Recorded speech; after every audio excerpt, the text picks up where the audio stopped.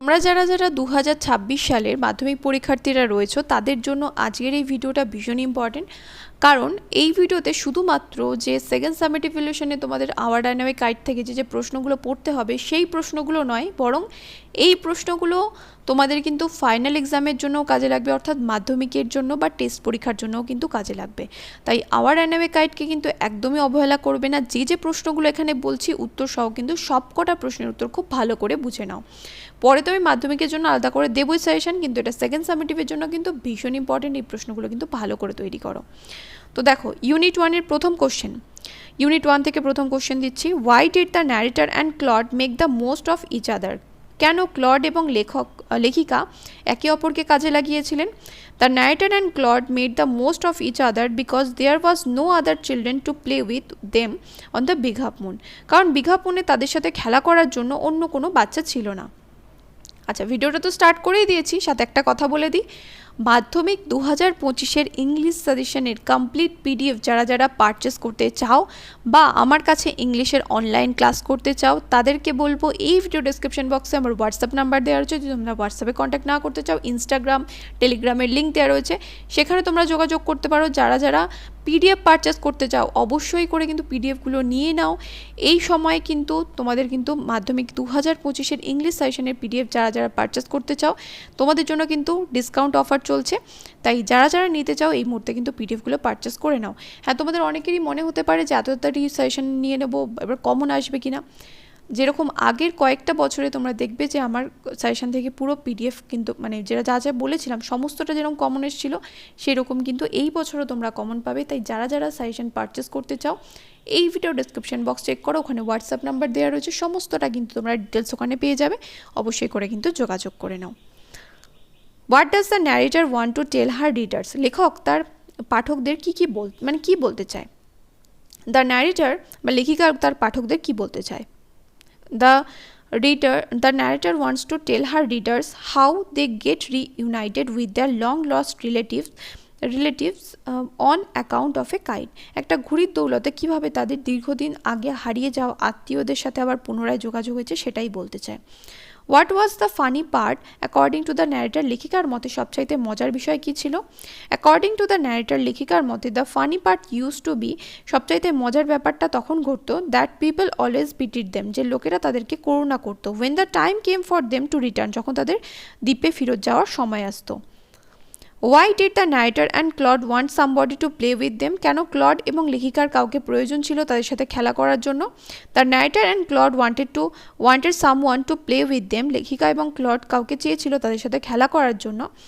As it was hard to run pirate caves, যেহেতু এটা কষ্টসাধ্য ব্যাপার ছিল। কি খেলাটা? জলদস্যুদের গুহা খেলাটা। And things like that with only two, দুজনকে নিয়ে যে সমস্ত খেলাগুলো করা যায় সেই মানে দুজনকে নিয়ে যে সমস্ত খেলাগুলো খেলা কষ্টকর সেই খেলাগুলো কিন্তু তাদের খেলতে বেশ সমস্যাই হতো, তার জন্য তাদের আরেকজনকে প্রয়োজন ছিল। Why did Claude and narrator feel puzzle? কেন লেখিকা এবং ক্লড বেশ হতভম্ব হয়ে গিয়েছিল? Claude and the narrator feel puzzle as the narrator's father did not seem to have any relations except them, কারণ লেখিকার বাবার অন্য কোনো আত্মীয় মানে তাদের ছাড়া অন্য কোনো আত্মীয় আছে বলে তাদের মনে হতো না। Why did the narrator's father feel sorrowful? কেন লেখিকার বাবারকে দুঃখী দেখিয়েছিল মানে দুঃখী দেখাচ্ছিল? The narrator's father feel sorrowful as Claude and the narrator ask him why he had no relations. Claude লেখিকার বাবাকে বেশ দুঃখী দেখাচ্ছিল যখন ক্লড এবং লেখিকা তাদেরকে জিজ্ঞাসা করেছিল যে তাদের কোনো আত্মীয় নেই কেন। When did the family move over to the mainland? কখন ওই পরিবারটি মূল ভূখণ্ডে চলে গিয়েছিল, মূল ভূখণ্ডে চলে যেত? The family moved over to the mainland when the harbour got frozen in winter, যখন শীতকালে বন্দরটি বরফে ঢেকে যেত তখন পরিবারটি আবার মূল ভূখণ্ডে চলে আসতো। Why did the narrator and clod quarrel with the mainland children? কেন লেখিকা এবং ক্লড মূল ভূখণ্ডের বাচ্চাদের সাথে ঝগড়া করতো? The narrator and clod quarrel with the mainland children in winter, লেখিকা এবং ক্লড মূল ভূখণ্ডের বাচ্চাদের সাথে শীতকালে ঝগড়া করতো। As there were none of them on the Big Half Moon Island, যেহেতু তাদের মধ্যে কেউ বিগ হাফ মুন দ্বীপে তাদের সাথে থাকতো না। এরপর চলে আসো MCQ এ। The keeper of the Big Half Moon lighthouse was father. The family moved over to the mainland in winter when asked about relations, যখন আত্মীয়দের কথা জিজ্ঞাসা করা হতো ফাদার লুকড সরোফুল। এরপর রয়েছে ইউনিট 2 এর কোশ্চেন দেখো, describe the weather on Big Half Moon island during summer. গ্রীষ্মকালে বিগ হাফ মুন দ্বীপের অবস্থার বর্ণনা করতে বলা হয়েছে, মানে বর্ণনা করতে বলেছে। It is always lovely on Big Half Moon island in summer. গ্রীষ্মকালটা বিগ হাফ মুনে সবসময় মনোরম। ওয়েন ইট ইজ ফাইন, যখন আবহাওয়া ভালো থাকে, the harbour is blue and calm, বন্দরটি হয়ে যায় শান্ত এবং নীল। With little wind and ripples, তখন ছোটো ছোটো ঢেউ বইতে থাকে এবং হালকা হালকা বাতাস বয় এবং ছোট ঢেউ দেখা যায়। How did Claude and Philippa play last summer. গত গ্রীষ্মে ফিলিপা এবং ক্লড কীভাবে খেলা করেছিল? Last summer Claude would go around to the other side of the island and they would play shipwreck mariners signalling each other with kites. গত গ্রীষ্মে clod দ্বীপের একদিকে চলে যেত এবং তারা একে অপরকে ঘুড়ির মাধ্যমে সংকেত দিয়ে জাহাজডুবি নাবিক খেলত। How did the big kite look like. বড় ঘুড়িটাকে কীরকম দেখতে ছিল? The big kite was covered with lovely red paper. Gold tinsel stars were pasted all over it. The full name of Claude Litt and Philippa Litt were Philippa Litt and their location এখানে and হবে, and their location Big Half Moon Lighthouse were written on the kite. বড় ঘুড়িটা সুন্দর একটা লাল কাগজে মোড়া ছিল, সোনালি উজ্জ্বল তারা এর চারপাশে লাগানো ছিল এবং তারপর কি ক্লড লিট এবং ফিলিপা লিট নামটা তাদের পুরো নাম লেখা ছিল এবং তারা কোথায় থাকতো তাদের লোকেশনটা সেটা কিন্তু লেখা ছিল Big Half Moon lighthouse ঘড়িটার উপর লেখা ছিল।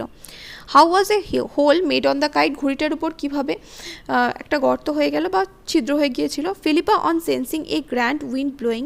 ফিলিপা বুঝতে পারলো যে যখন বিশাল বাতাস বয়েছে, hurried home to bring the kite. বাড়ি থেকে ছুটে ঘড়িটা আনতে গেল। While bringing out from the house, যখন এটা বাড়ি থেকে সে আনছিল, she tripped over the rocks, সে হোঁচট খেয়ে পড়ে গেল পাথরের উপর। And her elbow went clear through the kite, এবং তার হাতটা মানে তার কনুইটা ঘুড়ির মধ্যে দিয়ে সোজা চলে গেল। This made a deep hole in it, এর ফলে এর মধ্যে দিয়ে একটা বড় গর্ত হয়ে গেল। Why were Claude and Philippa hurrying to fix the kite. কেন ক্লড এবং ফিলিপা তাড়াহুড়ো করে ঘুড়িটি জোড়া লাগিয়েছিল? Claude and Philippa were hurrying to fix the kite as they wanted to send it up before the wind fell. কারণ তারা বাতাস পড়ে যাওয়ার আগে ঘুড়িটাকে ওড়াতে চেয়েছিল তার জন্য।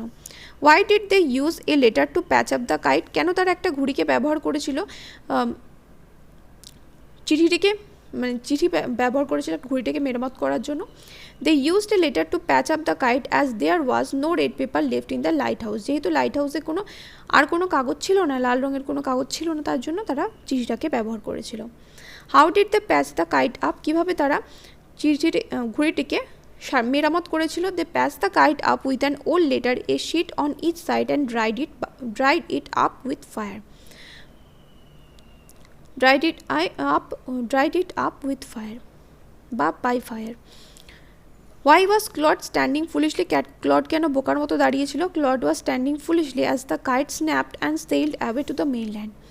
Next MCQ দেখো, in summer the big half moon is always lovely. Back on island, Claude and narrator made plenty of kites. The kite was patched with a letter. Next unit 3 এর কোশ্চেন দেখো, what did father find when he went back home years afterwards? বেশ কয়েক বছর পর যখন বাবা বাড়ি ফিরে যায় তখন সে কি দেখতে পায়? when father went back home years afterwards he found his brother had died. বাবা দেখতে পায় যে তার ভাই মারা গিয়েছে, and he could not find his sister, এবং সে তার বোনকে খুঁজে পায় না।